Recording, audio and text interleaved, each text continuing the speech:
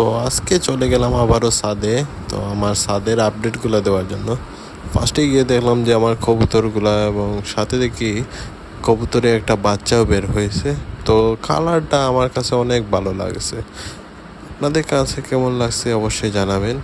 এবং এর সাথে আরেকটা বাচ্চা আছে, তো ওকে আমি ফার্স্টে খুঁজে পাচ্ছিলাম না। পরে দেখি যে ও এখানে বসে আছে, এবং এটা পুরোপুরি সাদা কালার। তো আমার সাদা কালার কবুতর সবসময় ভালো লাগে। আপনাদের কাছে কেমন লাগে অবশ্যই জানাবেন। এবং আমি নতুন কিছু মুরগি আনছি আমার ছাদের জন্য। তো ওগুলাকে এখন আমি বেঁধে ছেড়ে দেবো ছাদে, কারণ নতুন নতুন মুরগি যদি আমি ফার্স্টেই ছেড়ে দিই তো ওরা চলে যায়, কই যে যায় আমি খুঁজেই পাই না। তো বেঁধে ছেড়ে দিলাম ওদেরকে, এবং ওদের কালারগুলা আমার কাছে অনেক ভালো লাগছে। তিনটার কালার পুরোপুরি একই, তিনটা গোল্ডেন কালার এবং একটা কালো কালার দেখলাম।